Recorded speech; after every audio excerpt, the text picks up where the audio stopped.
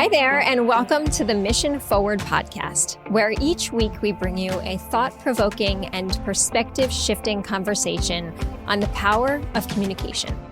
I'm Carrie Fox, your host and CEO of Mission Partners, a social impact communications firm and certified B Corporation. So as you know, on this show, we talk about the role of communication in social change. And today's guest is storytelling for social justice in a very powerful and exciting way. Shilpi Chhotray is co-founder and executive director of People Over Plastic, a BIPOC-led media platform dedicated to uplifting the intersectional stories behind environmental racism. People Over Plastic develops platforms and safe spaces for frontline leaders to share their lived experiences in an unfiltered context. And while those might sound like really interesting words, I can tell you, having been in one of these rooms and having seen one of their storytelling salons up close, I've never actually seen anything quite like it. The work is so powerful, so creative, so forward-thinking, is the definition of what it means to be community-led. And I'm so impressed by what Shilpi and her team are doing at People Over Plastic. I couldn't actually imagine this season without her. Shilpi, welcome to Mission Forward. Thank you so much for being with us. Thank you, Carrie, for having me and for that very, very kind and generous introduction. I loved having you in the room with us in DC at our Story Salon in the fall, and it's just an honor to be here with you. We have so much to talk about today. There's so much going on, and you've just launched season 4, so we'll get there in a minute. But first, given that this is about stories, I wonder if you would be willing to start us off with a story of your own. Tell us how you got into this work, and go back as far as you want, or start as recent as you want. But I'd love to hear a little more about you and what brings you to this work. Thank you. And thank you for this question. I could start with a very boring path of how I got my undergrad at so-and-so, and then I studied marine science, but I won't do that. I won't bore you with those facts. I actually have been asked this question many, many times, and I've never quite answered it in the way that I'm going to share today. When I think about my earliest memory in this work, and I've been working on plastic pollution related issues for almost 10 years now, which is crazy because I used to be like, I've been working on it for 2 years, for 5 years. It's almost 10 years, and very embedded on the humanitarian aspect and the social impact aspect of it. But it didn't always start out like that. And actually, when I think about my earliest memory, it's about when I was 8 years old. And I was on a trip visiting my motherland in India. I'm from a state called Odisha, which is quite conservative. It's right above the Bay of Bengal. And I remember I was jet lagged. So I was up super early, like 4:30 in the morning, 5. And my grandma was already up praying. So I was able to be hanging out with her. And I was just kind of looking around. And I noticed outside there were these women, and they were in traditional saris and bangles, and they were carrying heaps of what it seemed like different materials on their head. And some of them even had a baby on their hip. And I was just so curious about these women. What were they doing up so early? What are they hunkered down on the ground picking up? What are they thinking in this moment? It's kind of cold out, it's just a very curious child. And they were waste pickers, what I come to realize later. And they were picking up the different types of waste that they were seeing on the streets.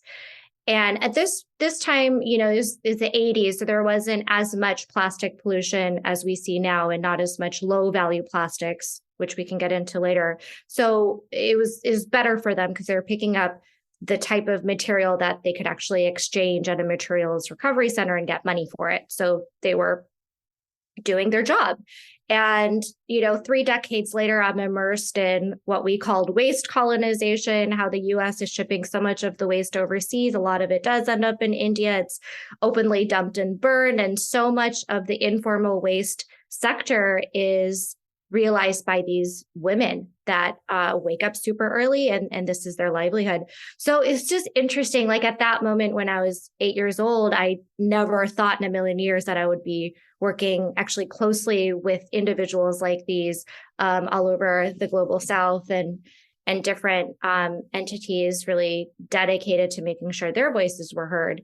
But also understanding from that age that I wouldn't be hanging out with these ladies anytime soon. Like my family, not in a malicious way, but it was like very clear that there was a social divide, right? And that was also an interesting thing for a kid to realize, like, I can't just go out and go hang out with them, right? It's like very, very kind of profound moment for many different reasons. So I thought I'd share that with you because it isn't, when I look back, it is actually one of the earliest memories I have of, oh, wow, I was concerned with this for a long time. That's a beautiful story. And thank you for sharing that. It really reinforces to me, Shilpi, how so many of us have these experiences early in life. And whether we realize it or not, they inform who we are and how we see the world. And that reflecting back is so important to understand where we're going, right? Both at a personal level, but also at a much bigger level. And it's so interesting that you have become this incredible advocate for environmental racism and justice, and how you use the platform you have built to create such powerful change that whether you knew it then or not, certainly it sounds like that moment really stuck with you. Thank you. It's definitely been quite the journey. And I would even say, the work that we've committed to do on uplifting these voices and really uncovering this narrative around environmental racism was only a shift in my career in the last few years, because I noticed there was such a gap in who was given the megaphone and also who created the megaphone. And I kind of became obsessed with those two reasons. So let's break that down a little bit, because I suspect that folks who are listening generally know, and in fact, some folks might deeply understand what we mean when we're talking about environmental racism. Talk a little bit more about that and the work that People Over Plastic is doing. So when I talk about environmental racism, it's about the insane amount of injustices that are put onto communities that are burdened the most by pollution, by capitalism, by industry. I'll put it very simply. Why don't we see waste burning facilities or plastic producing facilities, petrochemical industries in white neighborhoods, in affluent suburbs? They are strategically always 100% across the board located in low income communities of color, whether that's here in the United States or headquartered by a European or global North, US entity, and then breaking ground in where I'm originally from, right? And that's very personal to a lot of kids of immigrants. I am not at all impacted the same way as people that face environmental racism. So I want to make that really clear. I'm a very entitled Indian woman compared to a lot of the people that we work with, but our entire team, it's a deep passion and goal and ambition to develop those safe spaces, to uncover these stories and make sure that these are the headlines that are being made and they're not being co-opted by industry or these big NGOs that do have the megaphone that aren't really close to the issue, but have their own agenda to kind of spew. So I mentioned before we started recording that there's someone who was on this season's show. His name is Buzz, who runs the Theater Lab School of the Dramatic Arts in Washington, D.C. And he has this great line that both he and his co-founder often say is, when you tell your own story, you have the power to change the ending. And I am thinking back to a moment that I was in a room with you at one of your storytelling sessions, and a woman who was from Baltimore was talking about how she advocated for change in a way that I think many folks thought would be impossible. But she advocated for one of these large chemical companies to change where they were planning to put their facilities. And how powerful any given person can be in creating and affecting change, in challenging power. And that does not happen every day. But what you're doing through your work is opening up the door to possibility, that every person can see the power they have in affecting injustices. Is that fair? Or would you change that? No, I think you're absolutely spot on. And the one thing that I would add is there's a lot of portrayal when it comes to Shoshana stories. We're talking about Shoshana Campbell from South Baltimore Community Land Trust. Maybe I can just give a little background on her. So when Shoshana was 15 years old, she started this campaign called Free Your Voice, because the biggest waste incinerator facility was going to be built less than a mile from her school. And if you don't know what incinerators are, it's a method of getting rid of plastic and other waste, but it really doesn't get rid of it. It just goes into another volatile form, ends up in the air and back in the soil. She has talked about how people in her neighborhood, their lives are cut by half than the rich suburbs of Baltimore. I mean, that is a stark divide. It's a predominantly low-income Black community. So what she has done is incredible, and she has a lot of integrity and just there's empowerment in her story. And I think the only thing I would add, Carrie, to your synopsis is very accurate, is just the mainstream media loves to portray Black and Brown and Indigenous people in this vein of victimhood. How many photos have we seen of poor Filipinos, wading in oceans of trash? Mm-hmm. That is not the narrative we want to hear and we deserve to hear, because there is so much that is being missed with the nuance and the integrity and the actual solutions focused work that a lot of these communities do. With Shoshana, instead of incinerators, her proposal is community-led solutions that have large-scale organic composting, and it's also looking at Black land reparations. So we often, when we talk about environmental racism, there's social justice and racial justice inherently embedded into that work. And again, that nuance is often left out when we talk about things in just a conservation aspect or an environmental aspect. But yeah, it's that idea of developing a safe space and a platform for people to just tell their story, and telling their story in it of itself is so powerful. We do feel like the audience where these stories are told are also really important. I remember we were having a conversation, Carrie, you're like, well, who comes to the audience? Who comes to these events? And that's the only thing we don't curate, I will say, are the stories themselves. And there's no prep for that. But the audience who is in the room hearing these stories, it's really important that people that have influence and power and they have decision-making authority hear this and do something about it. Tell us about how that's played out. What have been some of the reactions or the after effects of some of these stories and storytelling salons? We've only had a few so far. So People Over Plastic is fairly new. We're about a year and 3 or 4 months in. So it's really exciting. I think one of my most promising moments, which gives me a lot of hope, is a story salon we did with my boy Caffrey's group. He runs Hip Hop for Change. And we had a headliner who's D-Smoke, who's an incredible hip hop artist. I don't know if you know him. He kind of came to fame on Cardi B's show Rhythm and Flow on Netflix.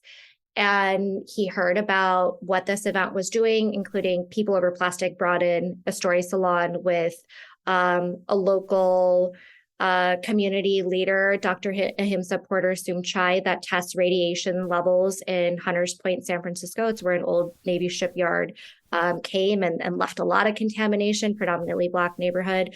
We had Jan Anderson from East Yard Communities for Environmental Justice. They also work on incineration in Long Beach, which similar to Curtis Bay, similar story of mostly Latino community there, but a lot of air pollution and asthma issues, reproductive health issues. And then I had Indigenous elder Casey Camp Horinek come from all the way from Ponca Nation, which is near Tulsa, to talk about what's happening with fracking and pipelines. So really amazing group of environmental justice leaders. Okay, how do we get their voices out to a BIPOC audience that should know about these issues and get active?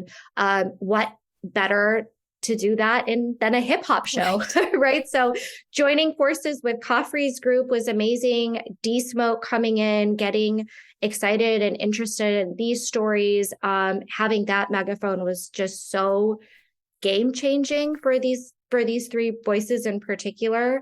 So we want to do more collaborations like that. The Story Salon you came to, there were a few prominent policymakers in the room that are now taking plastic pollution more seriously from an environmental justice angle. So far, the mainstream dialogue has been, let's focus on recycling, let's focus on cleanup, even though recycling is a hoax. We've only recycled less than 6% to date, right? So these are the narratives. We are working really hard against this industry peddled suite of false solutions that don't prioritize the voices that are most impacted.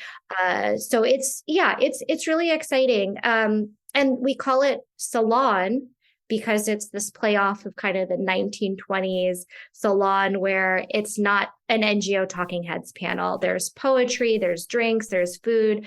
As you know, we partnered with Busboys and Poets in DC for that particular event. So it's really like we want it to be like an evening out. Like bring your date, bring your girlfriends, bring your favorite colleagues, and like just come hang out with us. Hear these amazing people do their thing. Right. For folks who are listening that know the Moth Radio Hour, I think I said this to you afterwards. I said I felt like I was in a live studio audience of the Moth Radio show because it was you did tell me that. It was so real and so vulnerable and so moving. And I remember thinking, this is unlike any DC event I have ever experienced, right? And I think that's really important to remember that you are challenging how people connect on critical issues. You didn't mention this, but the next day you all went over to a very prominent university and had a set of students come together and think about how this could influence their pathways into legal careers, right? That there's something so interesting about how you're challenging how work gets done, how change happens. Thank you for mentioning that. Actually, when I talked to Frankie, Shoshanda, and Lorena, our three storytellers, one who actually came up all the way from Jackson, Mississippi, who had just been going through that water crisis in Jackson, where the city had turned off their water for like over 6 weeks, just like what happened in Flint. But she is now getting resourced from Georgetown law students. The partnership was with Howard Law and Georgetown Law. And so we did an academic roundtable where, as Carrie was saying, these up and coming law students who have been studying environmental justice curriculum, shout out to Sarah Colangelo, who runs that program. They were able to meet the people that eventually hopefully would be representing in a court of law, 10 years from now. And some of them said that they had never experienced anything like this and have kind of changed their entire curriculum to go on the course of environmental justice. So it is really exciting. We are looking to partner with the suite of HBCUs this year to really focus in on the petrochemical build out, which is happening in the Gulf South, which is a really important narrative that we need to hit the hammer home on plastic. I want everyone in this country and really in the world to associate petrochemicals and cancer-causing emissions with plastic. It is not just an end-of-life issue. It is not just an ocean pollution issue. It really starts at the wellhead and at extraction. Are you going to be focused on that in season 4? Yes. So you did mention season 4. We're not quite in production yet. We just wrapped season 3, actually, with Prism, who I know you work with very closely. Season 4 is focused on the petrochemicals, and we'll uncover stories of what we call sacrifice zones, who are the communities being sacrificed in the name of industrial power and corporate greed. There is a political agenda to this, and a lot of the oil lobbying companies are in bed with Republican senators and politicians, right? So we want to uncover this. Looking at Texas, Louisiana, there's a stretch of land in Louisiana called Cancer Alley, where 150 oil refineries and petrochemical plants live. And there's more that are to be coming in that area. So we want to make sure that actually doesn't happen. And can we do this with the tools that we have with the storytelling platforms that we're building? There's also growth in Appalachia. So Ohio River Valley is an area of concern too. Every one of the instances that you've shared today is connected to an environmental injustice. how does it not overwhelm you and yet keep you focused on moving the work forward? I get so overwhelmed, Carrie. I don't feel like I have a good answer to that because the work isn't a typical 9 to 5. The people we are really passionate about uplifting are not just storytellers. They're our friends, they're our colleagues, they're people I spent hours on the phone with talking about personal stuff. It's very personal. And so there is a emotional labor to this that I wish there was a solution. I think, I'm also a mom of a 2-year-old, and I'm so grateful for my son because he is the only reason I have any boundaries. Like before him, I was just go, go, go until collapse. And also this element of guilt. Well, you can't stop because there are people that have it so much worse that can't stop. Right. But yeah, I think, becoming a mom really forces you to have boundaries. And I find myself so much more productive and able to contribute the way I know I'm best suited for after I've had significant work-life balance and having those boundaries of not working over the weekends, having evenings as family time, and also keeping my focus on where it needs to be versus getting pulled into a million things. So, but it is really challenging because the work, and this is for you too, it's not really just a job or a career. Like we feel very passionate about the issue and we are against a ticking clock, right? People are really suffering because of something that could be stopped. And I think that's where I get so sucked in. It's like, how could the industry keep doing this when they know?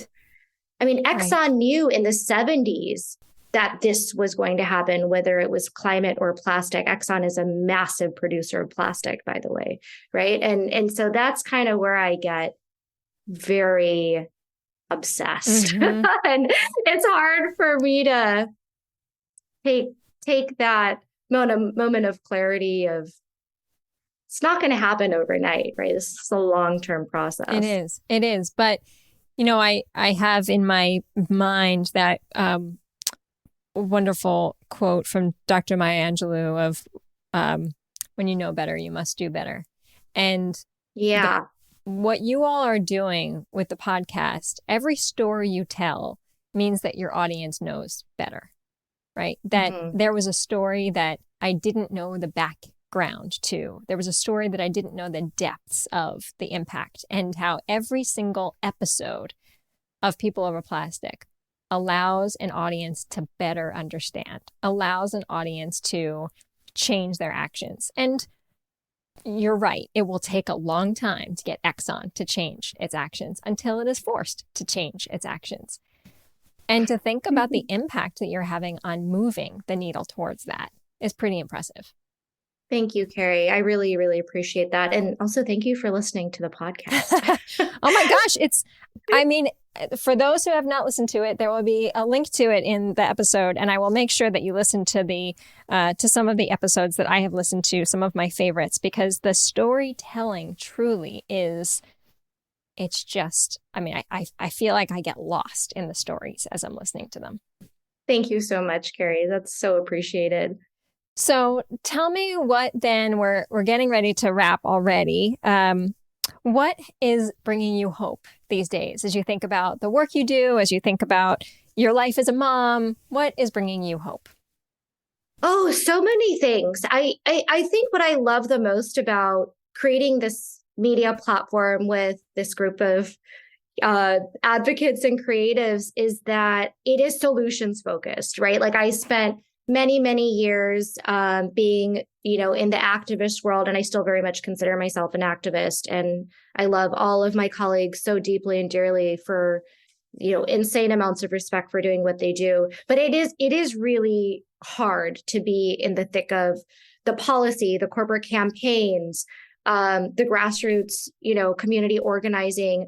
What I love about the media is we're literally just here as the infrastructure and the backbone to create spaces for people to tell their stories. And it's really, really fun doing the creative work.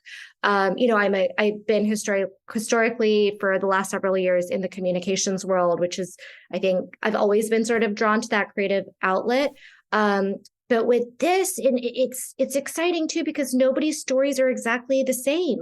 Everyone's stories is so uniquely their own. Nobody has a monopoly on your voice. And what happens is things get misconstructed and misconstrued and underrepresented and misrepresented in media when the stories are not told the way they deserve to be told. So really just being able to provide that platform and let people do their thing is exciting. And what I find really hopeful is that in all of these stories, and Carrie, you know this from listening to the podcast, it's not doom and gloom. People have solutions. Like I talked about Shoshanda, every single person has a solution. This is the vision we need to put all of our resources into and let those visions be optimized and actualized. Right. There are scalable ways to not only protect the environment, but protect people and do it in a way that doesn't leave anybody behind. Right.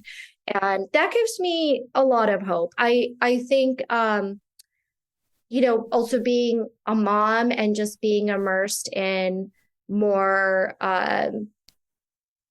simpler ways of doing things with my son and remembering that like life is pretty good, just enjoying time outside in nature. Right now, he's in this exciting phase of developing vocabulary and kind of reliving those little moments of just discovery and seeing things through his eyes has been really, really a joy for me. But yeah, I do have a lot of hope for the future, and I do think People Over Plastic is not at all the only group that is dedicated to this kind of work. And I love seeing these, especially BIPOC-led platforms developing all over the world, because the more we have attention on the voices that are most impacted, the solutions and the scalability will come, but there needs to be kind of a power building component to it. Last question. How can people support you and your work? Visit peopleoverplastic.co, not .com. We're cool like that. We're just .co. Listen to our podcast. We're 3 seasons in. We'll be releasing a 4th. Yeah, if we're at a story salon near you, please come and hang out and get involved. Very cool.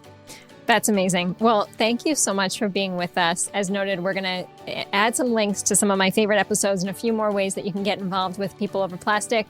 And Shilpi, I would love if you would consider it, maybe come back during season 4, share some more stories with us. We would love to continue to elevate and share your awesome work. That would be amazing. I'd love to do that. Thank you, Carrie. Thank you. And that brings us to the end of this episode of Mission Forward. Thanks for tuning in today. If you are stewing on what we discussed here today, or if you heard something that's going to stick with you, drop me a line at carrie@mission.partners and let me know what's got you thinking. And if you have thoughts for where we should go in future shows, I would love to hear that too. Mission Forward is produced with the support of Sadie Lockhart in association with the True Story team. Engineering by Pete Wright. If your podcast app allows for ratings and reviews, I hope you will consider doing just that for this show. But the best thing you can do to support Mission Forward is simply to share the show with a friend or colleague. Thanks for your support, and we'll see you next time.